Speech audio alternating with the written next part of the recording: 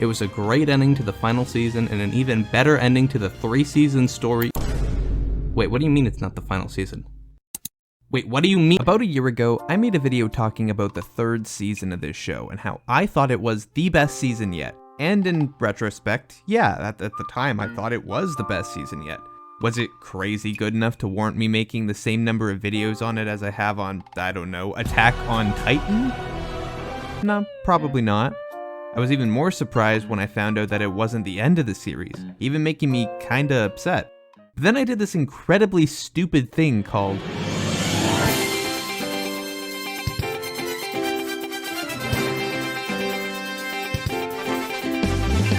and only then did I truly believe that what I was witnessing was some true heat. I knew going into this movie / season / semi-season / OVA, who the f made this, Mappa? That what was gonna be shown was the absolute peak of romance anime. You know, I read that out loud while proofreading the script and I realized that's not a very high bar. I mean, when I first read this shit, I stayed up all night reading 100 chapters and writing a 5-page script while I was in an Airbnb on vacation with friends, making me completely sleep deprived the next day and having no energy to do anything, and that was being stupid. But you know what's not stupid? Watching 4 episodes of some of the best content the series has to offer. Boom! Right away, we're hopping in this bitch, ripping off flex tape. I saw this boat in half! Fireworks are going off, everyone's a chibi doll. They got everyone in here, man. They got JoJo's characters, girl whose head is a sign, eyeball, leg man, then, oh my god, everyone's dancing. This is what I want to talk about when it comes to this show. Style is the forefront of what the show presents, and it's what adds so much to its entertainment value.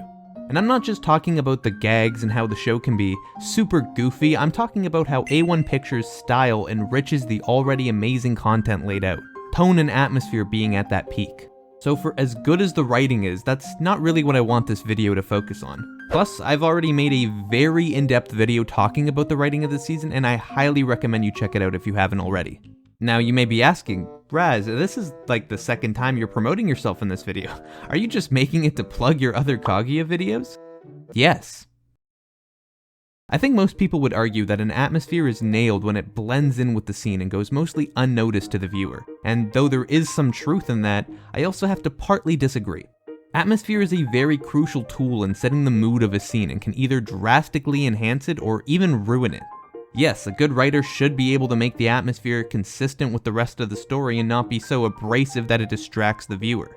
And on the opposite end of that, it shouldn't be so unfitting that it alters the tone of a scene or makes it feel bland. But a great writer is able to use atmosphere to completely alter expectations of the viewers by switching tones seamlessly, all while completely blowing away established perceptions or trends in a genre.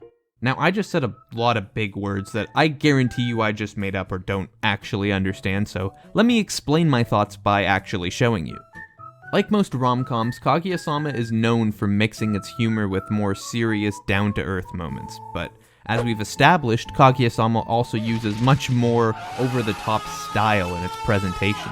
If you've watched a few episodes, especially of more recent seasons, then you know what I mean. The show is constantly trying to one-up itself in what it can pull off with its humor, so the absolute biggest compliment I can give this season is to say it was the most ridiculous yet grounded the show has ever been. The absolute highlight has to be episode 3, if you're following the season format at least. It deals with what's probably the darkest and most realistic storyline the show has done yet, and I absolutely love the way they went about telling that story. The season covers the dynamic between the 2 main characters and concludes an arc that's been spanning since the beginning of the show. It's a super interesting story about personas and how people change through others that really hammers down on Kaguya and Miyuki's personality. It's a seriously interesting story just from a psychology perspective, so if you're into that, check it out. Without diving into spoilers, it's the highlight of the season, and the show to be honest. But they did not have to go as crazy as they did with it. They could have gotten away with just showing the content as is from the manga, but they took an extra step, or 2 or 300, to make an absolutely beautiful piece of art with incredible imagery. On top of that, they blended this story perfectly with humor, not to ruin the flow of scenes, but also not trying to keep things too serious at all times. It was already a 10 out of 10 in the manga, but with the added utilities like color, music, and animation, it created one of the best character pieces I've seen in a while. And Well, speaking of music and animation, the music is as good as it's always been, but I feel like the overall production quality has been amped up to the max, which, you know, makes sense considering it's a movie. The storyboards alone took the already amazing manga panels and made them far more creative and fitting for the change in medium, but some of the character animations alone blew me away. Like, this shot did not have to be this well animated. The increase in production quality lends itself perfectly to making its style even more interesting. It really did a phenomenal job. Of course, humor is great as well, as I'm sure everyone suspected. I'm not someone to laugh out loud at jokes in a TV show, but there were genuinely a few jokes that caught me off guard, even though I knew they were coming. Now, if I haven't made myself abundantly clear, I like this show. I like it enough for it to be a top 10 for me, and I don't even like rom-coms. Seriously, you know it's true, I've said it like 3 times by now. But for all the praise I've given it, I am absolutely blown away by just the sheer audacity Aniplex had on the marketing and release for this arc. Okay, it's not actually that bad. I remember seeing trailers for this back in late 2022, and apparently it was released first as a movie in Japan around Christmas. Then it released in other parts of the world early to mid-February in theaters. I don't know about you guys, but I didn't see any showtimes for it. But then again, I'm up in the land of poutine and maple syrup, so maybe that's why.